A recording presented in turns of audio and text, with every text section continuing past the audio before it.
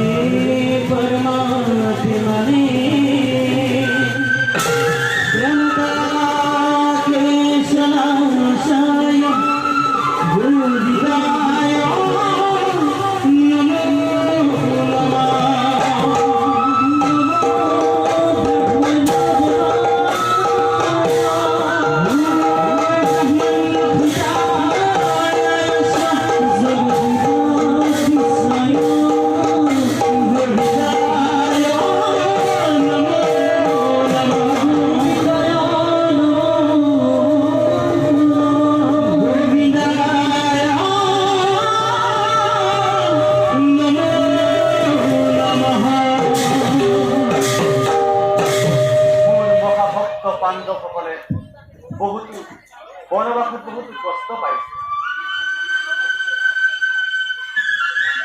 তেওঁলোকেও বহুতো দৈত্য দানৱ নিধন কৰি মোৰ কাৰ্য কৰিব লাগিছে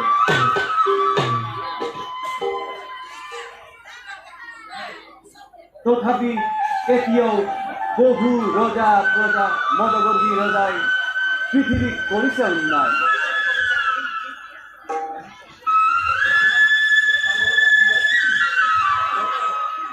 বৰ্তমান পাণ্ডৱৰ লগত শিলগুৰাৰ বিবাদ ঘটাই এই কাৰ্য সমাপন কৰিব লাগিব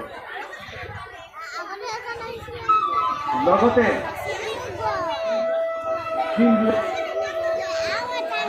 পাণ্ডৱৰ তৰ্কশূন্য হোৱাৰ উপৰিও তেওঁলোকৰ মাজত থকা ভাতৃত্বৰ সম্বন্ধও পৰিচয়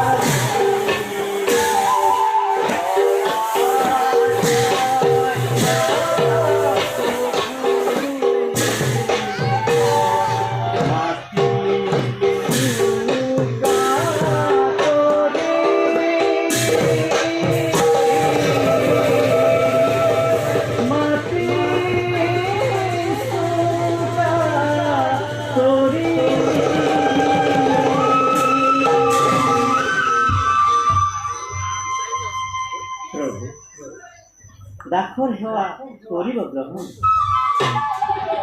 নাৰায়ণ নাৰায়ণ নাৰায়ণ। প্ৰভু, আপোনাক কিয় দেখিছোঁ আজি ইমান চিন্তান্বিত অৱস্থা? দেৱৰজী, ভূভাতৰ বাবে চিন্তান্বিত হৈ পৃথিৱীত যিটো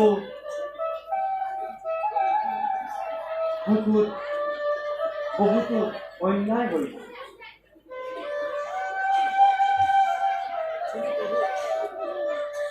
কিন্তু প্ৰভু, মহাধাৰ্মিক পঞ্চপাণ্ডৱে যে বনবাসত বহুতো কষ্টৰ সহ্য কৰিব লগা হৈছে, সেই বিষয়ে এবাৰ চিন্তা কৰিছেনে প্ৰভু? তেওঁলোকে কি দুখ কৰিছে যে ইমান নিৰ্যাতন পাব লাগে? শুনা দেৱৰ্ষি, পাণ্ডৱৰ দ্বাৰাই ভাৰতত ধৰ্মৰাজ্য স্থাপন কৰিব লাগিব।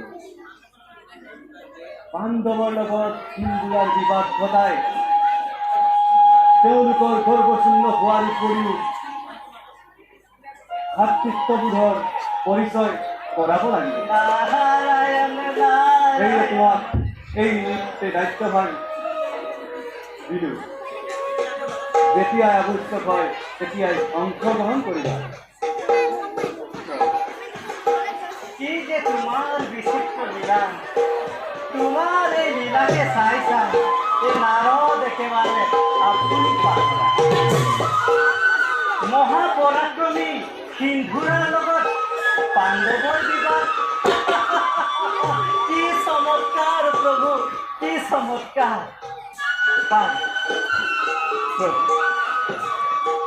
এতিয়া মই ভাবিছোঁ বিলাই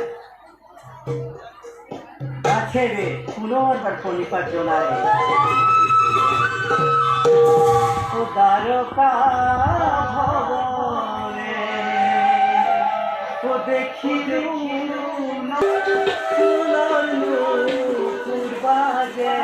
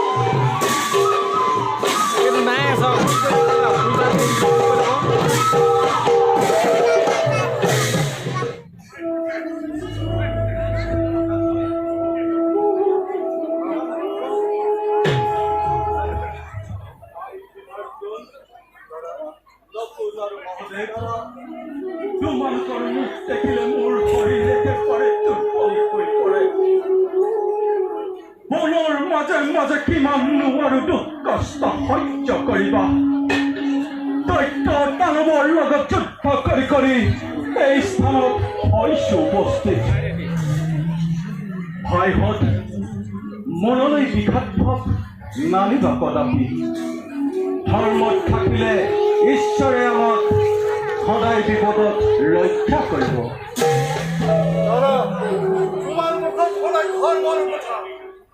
ধৰ্ম যে তোমাক পথৰ ভিক্ষাৰী কৰিছে, তাৰে তোমাৰ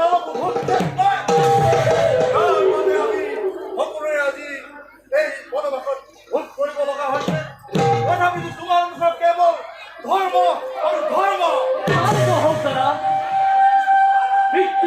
জাগ্ৰত ভাতৃ নুবুলিবা তেনে অধৰ্মৰ বচন ধৰ্মৰাজ সুধিষ্ঠিৰ ন্যায় পান বুলি জগতত পীড়িত তেওঁৰ এই ভাতৃ হৈ তেওঁকেই নিন্দা কৰা নহয় গতিকে দাদা ৰোধ সম্বৰণ কৰক নহয় অৰ্জুন মনত পৰিলে মোৰ সেই অন্তৰ কথা অতি ধীৰে ধীৰে তপ্ত ৰক্ত হৈ প্ৰবাহিত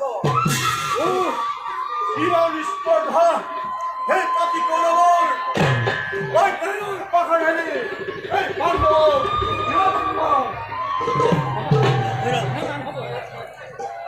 পাপিটো পাহাৰে পাণ্ডৱৰ জয়লক্ষ্মী চুৰিত ধৰি আনি সমাধি ব্যৱস্থা কৰিলে এই সময়ত যদি দাদাৰ এই ইংগিত পালোহেঁতেন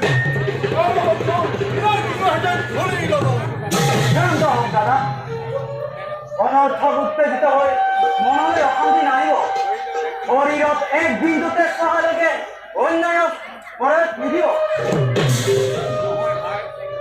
হয় ভাই এইবোৰ অন্তৰৰ সৰল কথা যি পৰ্যন্ত তুষাখনৰ ৰক্ত পান কৰিব নোৱাৰো সেই পৰ্যন্ত দুখাখনৰ বক্ষৰক্ত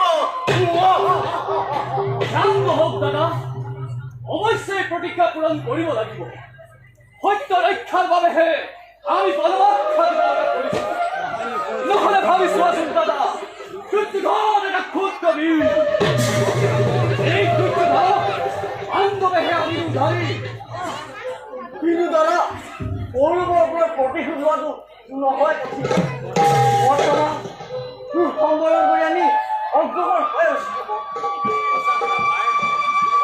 ভাই মনত কৰিলেহে মই অন্তৰৰ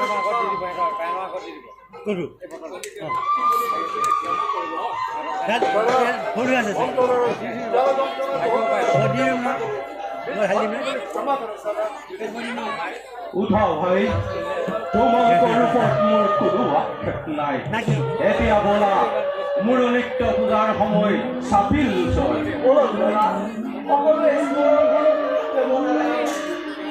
তেওঁৰ বিনে এই পাণ্ডৱৰ ৰক্ষা কৰা নাই বলা